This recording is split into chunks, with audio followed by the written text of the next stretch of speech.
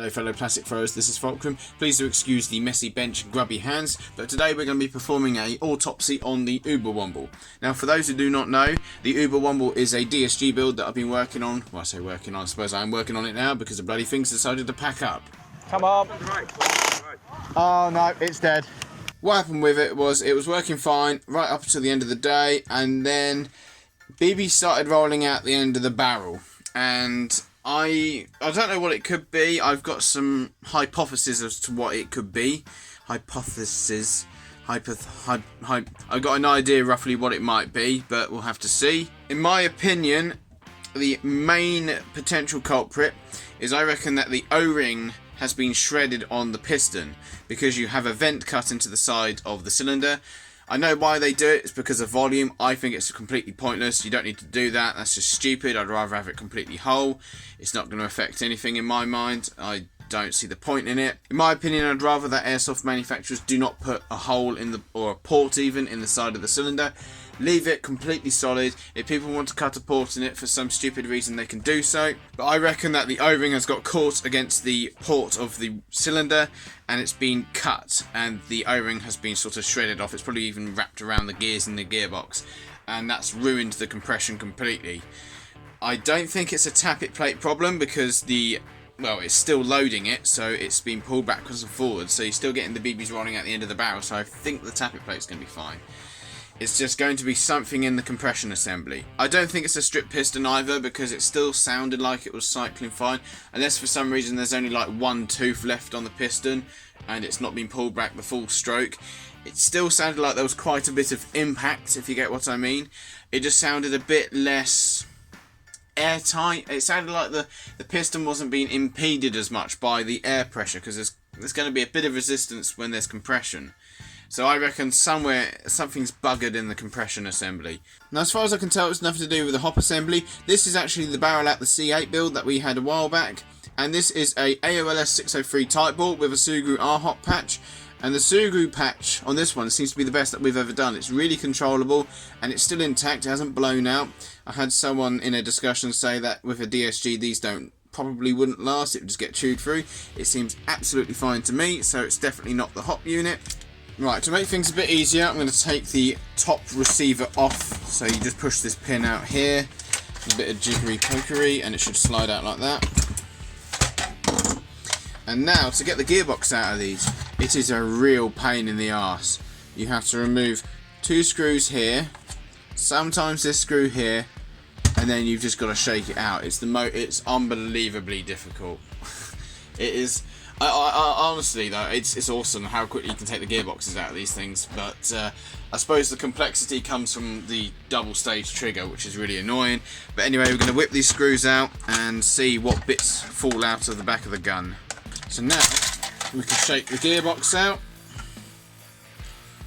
No bits of metal flying around. I don't know where that screw's gone that dropped out earlier. Oh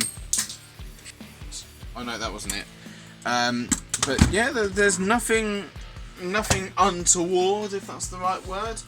I do tend to spout a lot of incorrect words, but that seems to be alright. And this is the trigger assembly, because I got rid of the full auto contacts a while ago when it was DMR'd. It's a bit of aluminium door plate with a tactile switch glued to it, and a bit of Kydex glued to the back of the trigger, which is half hanging on. Should probably fix that, although that's quite minor. Actually, it's not minor, it's quite bloody critical, that. But we'll deal with that in due time. We'll take this off. Now, one thing I've not done with this, and I do not see the point of it, I'm sure people are going to say I'm completely wrong, but that's fine. I'll do what I want to do.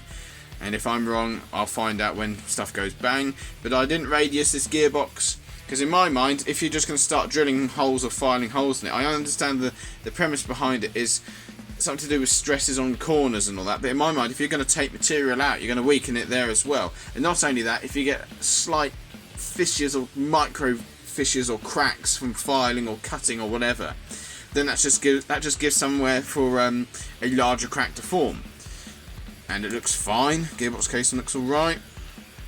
Nothing out of the ordinary just yet, but we obviously need to strip this down a bit further, so we're going to take these two screws out for the motor cage. And the pinion of the motor, it looks spotless to me, looks fine.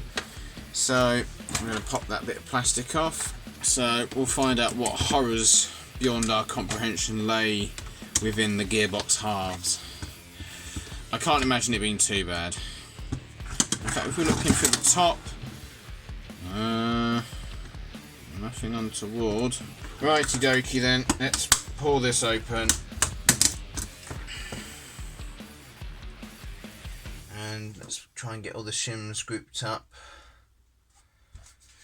Whenever you open a gearbox, you want to make sure that if you don't want to reshim it, and I certainly want to avoid reshimming if I can help it, make sure you take all of the shims off of the bushings or bearings and you allocate them to the correct shaft of gears or axles, whatever you want to call them. That's it. Right, we'll pop the tappet spring off and then we'll have a look. Well, the sector gear, which is an SHS sector gear, what the f*** is that screw from? I have to watch the footage back. I have no idea where that screw came from. I doubt it's because there's a screw in the gearbox, because it would have sounded a lot worse. Right. Spring and spring guides look alright. There's not really much to go wrong there. We'll take out this.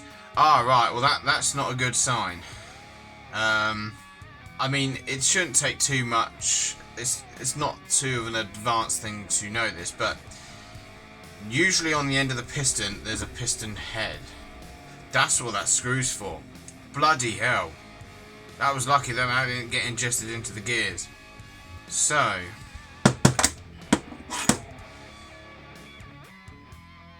I was wrong. I'll be honest with you, it should have crossed my mind because the Amoeba had this happen to it, where the piston head came off it. And in fact, ironically, this is an Amoeba piston. Didn't even cross my mind this time. But no, the rack's all fine. In fact, the rack, I mean, it's obviously covered in grease, but there's no chunks taken out of it, no unusual wear.